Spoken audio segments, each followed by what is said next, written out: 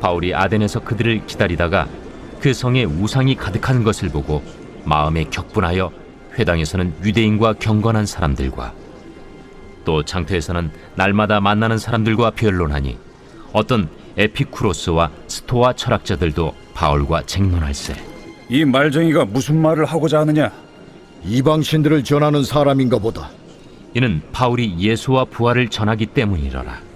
그를 붙들어 아레오바구로 가며 말하기를, 내가 말하는 이 새로운 가르침이 무엇인지 우리가 알 수 있겠느냐? 내가 어떤 이상한 것을 우리 귀에 들려주니 그 무슨 뜻인지 알고자 하노라. 하니 모든 아덴 사람과 거기서 나그네 된 외국인들이 가장 새로운 것을 말하고 듣는 것 이외에는 달리 시간을 쓰지 않음이더라. 바울이 아레오바구 가운데 서서 말하되, 아덴 사람들아, 너희를 보니 범사에 종교심이 많도다. 내가 두루 다니며 너희가 위하는 것들을 보다가 알지 못하는 신에게라고 새긴 단도 보았으니, 그런즉 너희가 알지 못하고 위하는 그것을 내가 너희에게 알게 하리라. 우주와 그 가운데 있는 만물을 지으신 하나님께서는 천지의 주제시니 손으로 지은 전에 계시지 아니하시고 또 무엇이 부족한 것처럼 사람의 손으로 섬김을 받으시는 것이 아니니, 이는 만민에게 생명과 호흡과 만물을 친히 주시는 이심이라.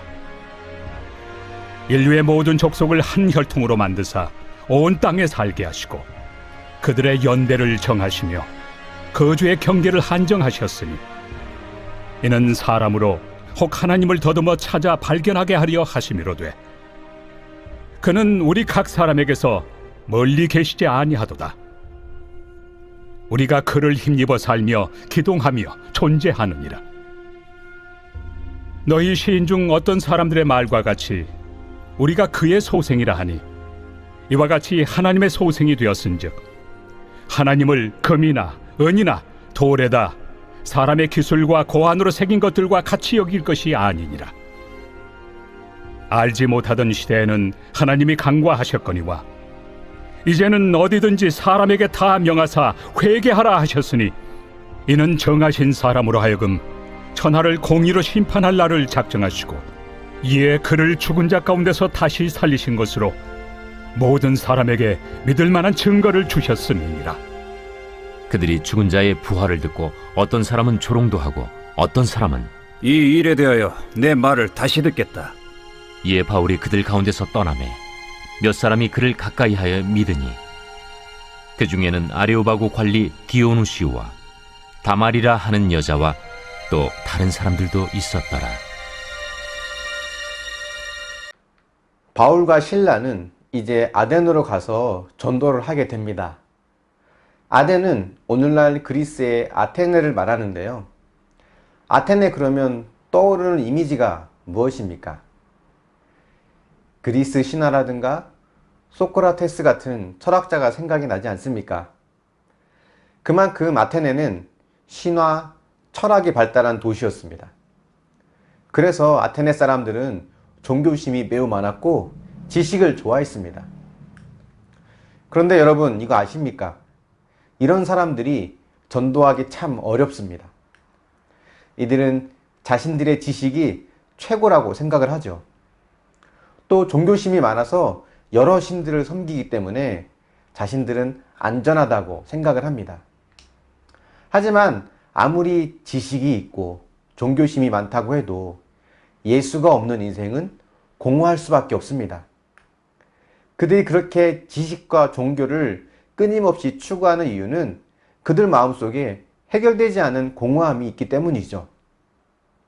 인간은 하나님의 형상으로 지음받았기 때문에 하나님으로만 채워질 수 있는 공간이 있다고 합니다. 하나님이 아닌 다른 것으로 이 공간을 채우려고 하면 할수록 오히려 더 공허해질 뿐입니다. 아덴의 많은 사람들은 더 많은 지식과 종교를 추구할수록 더 큰 공허함을 느꼈던 것 같습니다. 그래서 바울은 자신의 모든 배경과 지식, 이 모든 것들을 배설물로 여긴다고 말하는 것이죠.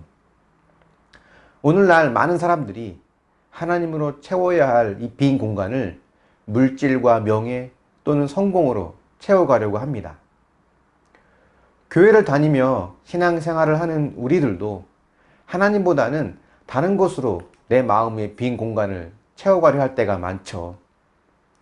목회를 하는 저부터도 내가 어떤 사람인지를 목회의 성공으로 증명하려고 하는 것을 보면 나는 아직 멀었구나 라는 생각을 가끔 하게 됩니다. 바울도 사실 철학이나 지식으로는 아덴 사람 누구에게도 뒤지지 않습니다. 최고의 교육을 받았고 종교심도 누구에게 뒤지지 않았죠. 하지만 그가 거듭나기 전에 그런 지식과 종교심은 주님을 핍박하는 도구에 불과했습니다. 하지만 그가 예수를 만나고 변화되고 난 후에는 그의 지식과 종교심은 많은 사람을 구원하는 멋진 도구가 되었죠. 하나님께서 각자에게 주신 직업, 지식, 경험들이 있을 겁니다. 그것이 나를 위해, 내 욕심을 채우기 위해 사용되어진다면 우리는 바울의 회심 전 모습처럼 주님을 핍박하고 회방하는 도구가 될 뿐임을 기억하시기 바랍니다. 먼저는 우리 안에 하나님으로 채워가야 합니다. 주님의 사랑이 얼마나 크고 위대한지, 그분이 나를 위해 무엇을 하셨는지를 묵상하면서 그분의 사랑이면 충분하다는 고백을 할 수 있기를 바랍니다.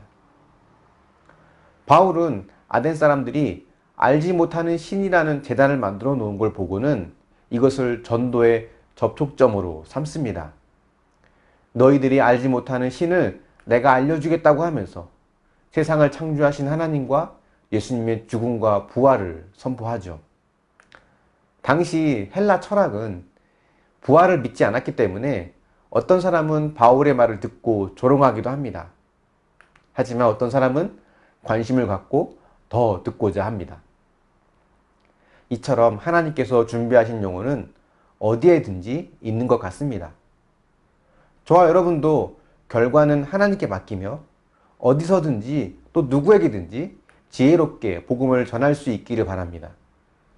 누가 준비되었고 누가 말씀에 반응할지는 아무도 모르는 겁니다.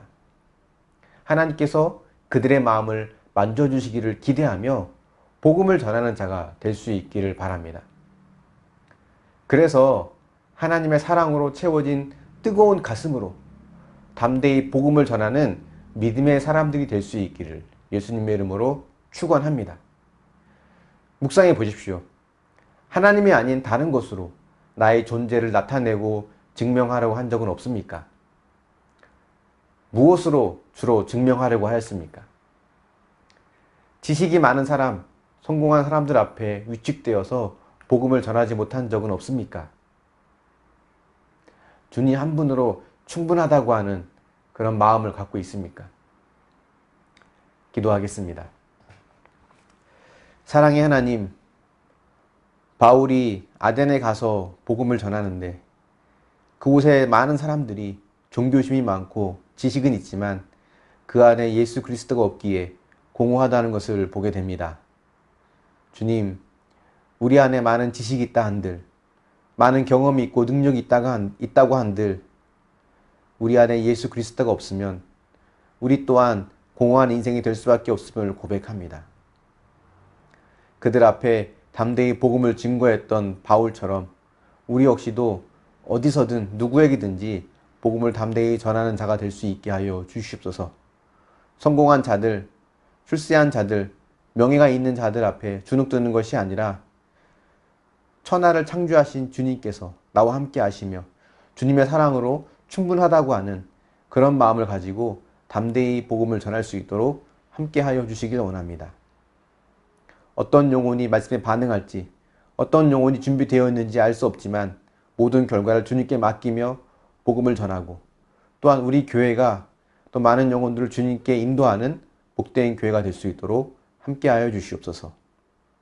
이 모든 말씀 예수님의 이름으로 기도합니다. 아멘.